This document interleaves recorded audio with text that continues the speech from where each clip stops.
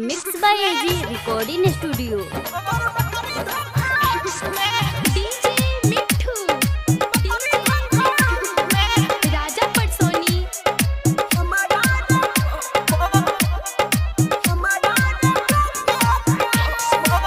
पहिले त संगे संगे जात रहे चरे, अब तई रह जातिया तोरे घरे। पहिले त संगे संगे जात रहे चरे, अब तई रह जातिया तोरे घरे। बादला लेवेला एगो खोज तानी मौका के, बादला लेवेला एगो खोज तानी मौका के। तोर बकरी धोखा, तोर बकरी धोखा देल बिया हमारा रे बोका के। तोर बकरी धोखा देल बिया हमारा रे बोका के। Mix by AG recording studio. Raja पटसोनी।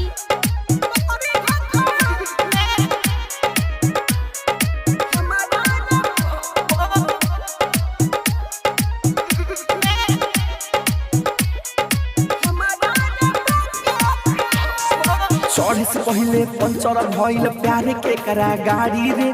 तोरे नियन बकरिया तोरा बिया खिलाड़ी रे। चढ़े से पहले पंचर भइल प्यार के करा गाड़ी रे। तोरे नियन बकरिया तोरा बिया खिलाड़ी रे। लवंग देखा के अबे आवा तानी सोखा के, लवंग देखा के अबे आवा तानी सोखा के। तोर बकरी धोखा, तोर बकरी धोखा देल बिया हमारा रे बोका के। तोर बकरी धोखा देल बिया हमारा रे बोका के। आप सुन रहे हैं एजी एंटरटेनमेंट की धमाकेदार प्रस्तुति।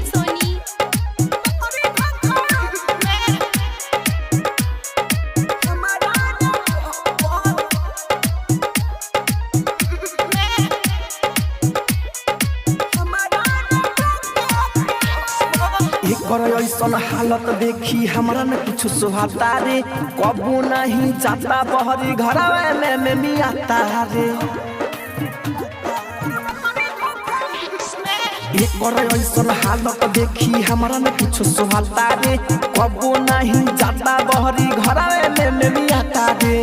कृष्णा राहुल मजा से खवाले बचोखा के, कृष्णा राहुल मजा से खवाले बचोखा के। तोर बकरी धोखा, तोर बकरी धोखा देल बिया हमारा रे बोका के।